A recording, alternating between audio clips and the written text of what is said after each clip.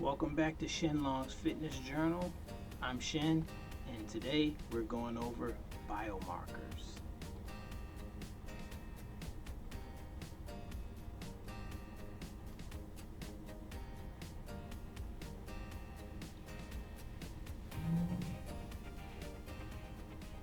Biomarkers, we're going to find out what they are, what are the categories, which ones you should know and why, and how I get my biomarkers.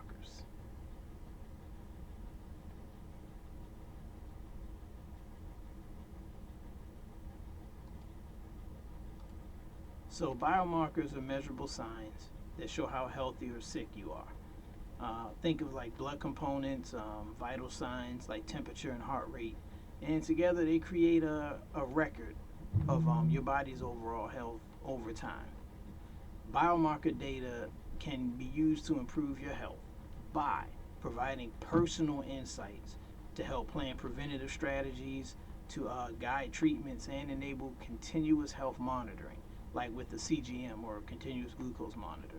Biomarkers can also be used for athletes in sports, to track their performance, their health, and their recovery if they're injured.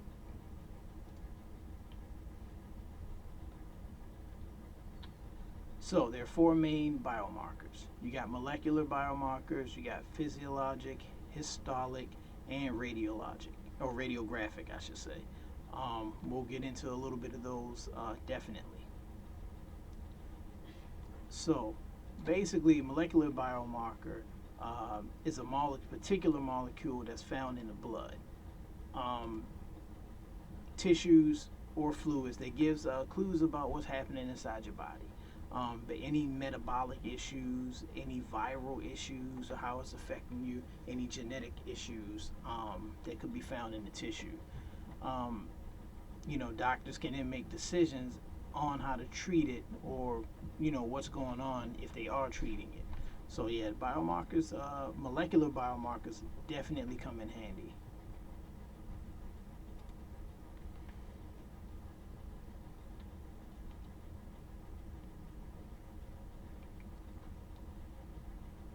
All right, so up next we have your physiological biomarkers. This is the fun one because this one has to do with physical signs of measurements of the body, function, heart rate, stuff like that. Think about things like if you have a fever, any inflammation or bone condition, this biomarker helps. Okay, and now we have histologic biomarker, not one of my favorites personally. You can see change seen in tissues and cells under a microscope, and they use it to track disease. Basically, they do this by taking biopsies, and this is definitely my least favorite. Definitely my least favorite one, for sure, hands down, is the radiographic biomarker scans, X-rays. I don't mind X-rays. CT scans, MRIs are examples of this. And like I said, this one is my least favorite biomarker to do. I don't like it. I don't know what to tell you. Oh man, yeah, the least favorite one, but it has to be done. It's definitely necessary, for sure.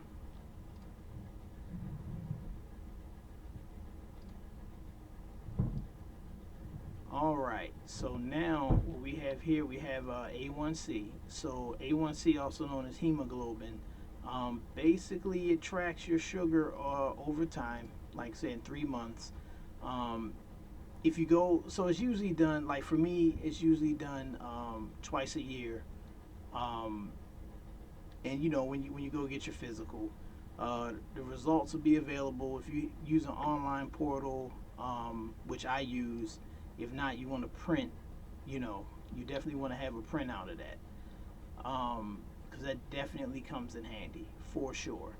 Um, so basically, what I did was I put together this little chart here. Hopefully, you can see it.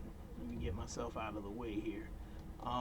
Basically, what's happening is, so you're looking at the interpretation of the A1C levels. So if you go and get this test done, they draw blood, they take it off to a lab. and you're getting A1C levels of like I don't know, let's go middle of the road. You're getting 5.7 and above. Well, then you're pre-diabetic. You're borderline. You might want to watch your sugars at that point and have them check for insulin resistance. Um, Me, I'm at 5.7. Proud to say I've come down from wow, where was I? I think it was at like 10%, 15% of A1C levels. So over the last few years.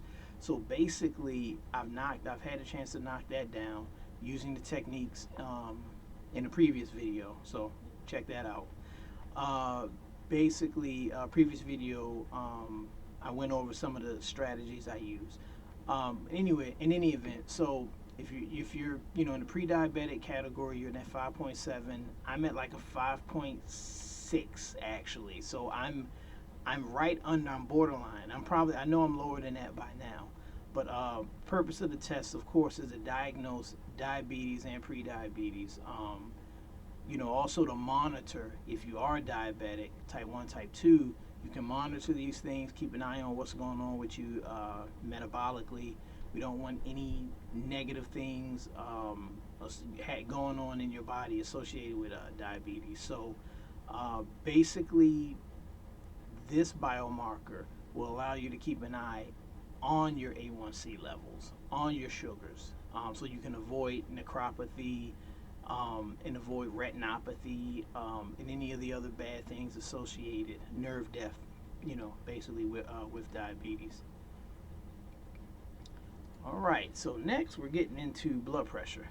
This is a pretty famous biomarker. It's the force exerted on the blood. Um, you know, and it's taken. Basically every time you go to see a doctor, your blood pressure is taken. Um, at checkout, they give you a summary of the visit, which will give you your blood pressure results. So basically, what we're looking at is looking at blood pressure being measured. Okay, so it's measured in millimeters of mercury. You have two ways of them doing this. So basically, you have your systolic pressure and your diastolic pressure. Systolic pressure when they go, 80 over 70 or something like 100 over 70. So the over the 100 or whatever will be your systolic pressure. And basically, it is when the heart pumps blood out, it's the pressure on the arteries as the blood is going out. I had years ago when I researched what diastolic was. Diastolic, I was told years ago. Haven't found any more information on it, but I was saying that I was told that diastolic was the pressure of the blood as it goes into the heart, when it's being pumped out.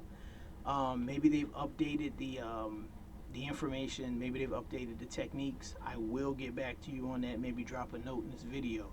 But for our intents and purposes here, and what my current research has pulled up, is that diastolic pressure is a pressure when the heart rests in between beats. So, very interesting. We're talking in milliseconds. So this is like or whatever minutes. So, very interesting. So basically, your systolic pressure and your diastolic pressure are the two things that are monitored when you take your blood pressure. And ideally, according to the American Heart Association, ideally you want your systolic to be less than 120 millimeters of mercury, and you want your diastolic to be 80 or less. I float.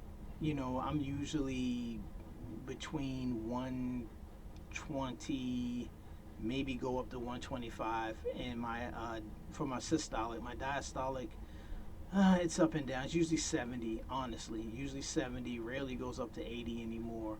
Because a lot of, the physical activity and exercise I'm doing, I can't say I'm watching my sodium intake. I am watching my sodium intake, but I do like salt. But I don't go overboard with it. Yeah. All right. And so, here is the thing with blood pressure. Okay, so If you, according to the ADH, American Heart Association, not ADH, anyway, American Heart Association, this is what's considered high blood pressure and why you don't want high blood pressure. It can lead to extra strain on the arteries and the heart, damaging, narrowing, or causing a buildup of plaque, which we don't want. That restricts blood flow. High blood pressure also damages blood vessels in the brain. That's stroke territory right there. I've had several family members who suffered strokes, in particular a brother, two brothers that suffered strokes, and not a pretty thing, at all. High blood pressure can also damage the kidneys, which I've had a relative have kidney damage and congestive heart failure as a result of having high blood pressure for years untreated. So it can definitely damage the blood vessels in the kidneys, causing kidney damage and kidney failure. Whoops, sorry about that. I jumped the gun. You know, and basically, we got the plaque. It builds up in the kidneys. Regular monitoring and taking proactive measures are essential to prevent complications of high blood pressure levels. Okay, next up, we have, man, not my favorite, but we have LDL, low density lipoprotein. Basically, this is the, two hands here, bad cholesterol. So, man, this is what forms up, builds up. Usually, from what I researched, this is a result of bad fats, which we'll get into momentarily. But basically, the bad fats, as far as I understand, are fats from animal sources. So if you're on a carnivore or modified keto or anything like that, be very aware of that. Try to use, oil from avocados or plant-based oils, but not like canola. Leave that alone. I mean, not oils, but fats. Try to get your fats from like olive oils, your coconuts, maybe avocado. Definitely excellent source of fat. And minimize the cheeses, the yogurts, and things like that. I love my yogurt. I love cheese. So it's buyer beware, or eat at your own risk. But definitely try to stay away, minimize animal fats. Not stay away, minimize animal fats, because those can build up the bad cholesterol for sure. No doubts about that. Yeah, and I'll get out the way so you can look at this. That's your LDL test, low density lipoprotein, for sure. All right, so what we're looking at when we're looking at this plaque buildup that can reduce the blood flow in the arteries, leading to heart attacks. Again, this is the range. So when you're looking at total cholesterol, you want it below 200 milligrams per deciliter, and that's a good thing. If you're in that normal range, I'm about like 220, I believe. So I'm borderline-ish, or little more than optimal, a little less than optimal, I would say. But if you're like 239, 240 milligrams per deciliter of that plaque, in your system, whoo, yeah, that biomarker, you might want to get on that, get on your doctor, and see what can be done. Yeah. So next up, your lipid panel. This is the fourth important biomarker. My top fourth biomarker is basically a blood test. So you get that done, you get that taken care of, and that's it. You can't lose, at all with that. Basically, your lipid panel is going to be your total cholesterol, your high density lipoprotein HDL, the good cholesterol. Okay, then your bad cholesterol, and then your triglycerides. So getting back into that, the triglycerides is basically the fat that they can detect in your bloodstream by when they do this lipid panel. And the lipid panel does a couple, it does this. This is the panel that you're gonna get. So if you have a lot of fat, floating around in them arteries and in that bloodstream, that's not a good thing. So we definitely want to get that out of there. In my case, it has led to fatty liver. I lost a lot of weight, but I'm still, battling that one. And for me, I'm going to be using a modified ketogenic diet to help eliminate that fat that's in there, to help my body metabolize that fat. So that's my adherent to dealing with that adversary of having a lot of lot of triglycerides floating around, fat, floating around in that system. So yeah, that is it. Those are the top 4 biomarkers that you definitely want to keep an eye out for sure. Don't want to play around with that. And yeah, that is all I have for you for today. Hope you enjoyed. Hope you can definitely use this information, do some research, and hopefully, you enjoyed the video. Yeah, so, for today, drop a comment if you have any questions or suggestions, and of course, please like and subscribe. So, thank you much. Remember, identify your adversaries, commit to your adherence, and take back your health and vitality. Thanks for watching.